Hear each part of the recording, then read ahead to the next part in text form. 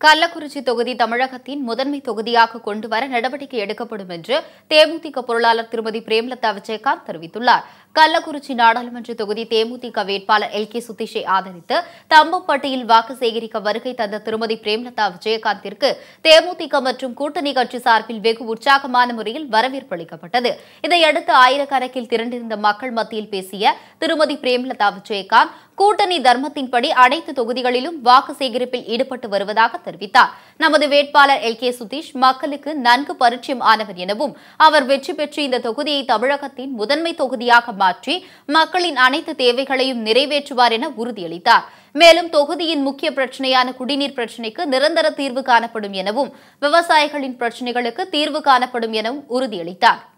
மேட்டூர் உபரி நீரை சரபங்கா, மணிமுத்தாறு, வசிஷ்ட நதி, சுவேத நதி ஆகிய பகுதி நதிகளை ஒட்டுமொத்தமாக இணைத்து உறுதியாக விவசாயிகளுக்கும் குடிதண்ணீருக்கும் நீண்ட நாளாக இருக்கின்ற இந்த பிரச்சனைக்கு நிரந்தர தீர்வு காணப்படும்.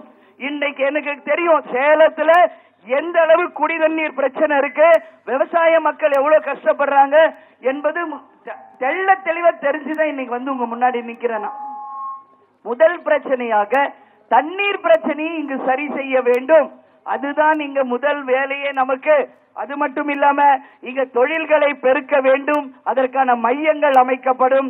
தலைவாசல்ல காய்கறி மார்க்கெட் இருக்கு, அங்க கோல்டு ஸ்டோரேஜ் சொல்வாங்க, குளிர்பதன கிடங்குகளை அமைத்து உறுதியாக அந்த பகுதியை மக்களுடைய பயன்பாட்டிற்கு நாங்கள் கொண்டு வருவோம். தொடர்ந்து பேசிய அவர் தலைவாசலில் குளிர்பதன கிடங்கு, உணவு பூங்கா, கால்நடை ஆராய்ச்சி மையம் அமைக்கப்படும் எனவும் வாக்குறுதியளித்தார். உணவு பூங்கா அமைக்கப்பட்டால் 25,000 இளைஞர்களுக்கு வேலைவாய்ப்பு ஏற்படும் என தெரிவித்தார். உணவு பூங்கா ஒன்று அமைக்கணும் நீண்ட நாளா ஒரு கோரிக்கை இருக்கு. அந்த உணவு பூங்காவை அமைத்து கால்நடை ஆராய்ச்சி மையம் தமிழக முதல்வர் அண்ணன் எடப்பாடியார் வந்தபோது ஏற்கனவே அறிவிச்சிருக்காரு. உறுதியாக அந்த வாக்குறுதிகளையுமே நிறைவேற்றி உணவு பூங்கா அமைக்கப்படும் என்பதை இந்த நேரத்தில் நான் சொல்றேன். அந்த உணவு பூங்கா இங்கு அமைக்கப்படும் பொழுது இளைஞர்களுக்கு 25,000 பேருக்கு உறுதியாக வேலை வாய்ப்பை உருவாக்கி கொடுக்கக்கூடிய ஒரு கூட்டணியாக நமது கூட்டணி இருக்கும் என்பதை இந்த நேரத்தில் உங்க எல்லாருக்குமே நான் சொல்றேன். அது மட்டும் இல்லாம சேரடி வரட்டாறுல எழுத்துக்கள் பகுதியில நீர் தேக்க அணை அமைச்சு விவசாயத்திற்கு நாங்கள் முன்னேற்றுவோம். இங்க சேலத்துல நாம் மிக முக்கியமாக தம்மம்பட்டியில விவசாயிகளுக்கு கடன் தள்ளுபடி உறுதியாக செய்யப்படும் என்பதை இந்த நேரத்தில் சொல்றேன். பெண்களை மதிக்கும் இந்த கூட்டணியில் அவர்களுக்கு பாதுகாப்பாக இருக்கும் என உறுதியளித்தார். எதிர்த்து போட்டியிடும் திமுக வேட்பாளரை டெபாசிட் இழக்க செய்ய வேண்டும் என கேட்டுக் கொண்ட அவர் திமுக என்றாலே கட்ட பஞ்சாயத்து, நில அபகரிப்பு தான் நினைவுக்கு வரும் என கூறினார். மேலும் கருத்து கணிப்புகளை பொதுமக்கள் நம்ப வேண்டாம் எனவும் அது வெறும் கருத்து திணிப்பு மட்டுமே என விமர்சித்தார்.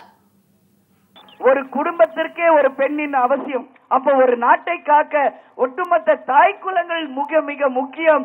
இந்த நாட்டினுடைய பெண்கள் நாட்டின் கண்களாக, இந்த நாட்டிற்கு முக்கியமானவர்களாக, பெண்களை மதிக்கக்கூடிய ஒரு கூட்டணியாக, காக்கக்கூடிய ஒரு கூட்டணியாக நமது கூட்டணி என்றைக்கும் இருக்கும்.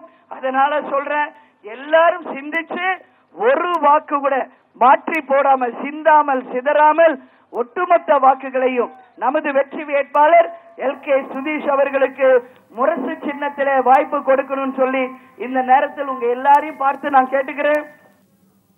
இதனைத் தொடர்ந்து பிரச்சாரத்திற்கு செல்லும் வழியில் பொதுமக்களிடம் குடிநீர் பிரச்சினை குறித்து கேட்டறிந்து வருகிறார். இதையடுத்து செந்தாரப்பட்டி மற்றும் கெங்கவல்லி ஒன்றிய பகுதிகளில் திருமதி பிரேமலதா விஜயகாந்த் ஆதரவு திரட்டி வருகிறார்.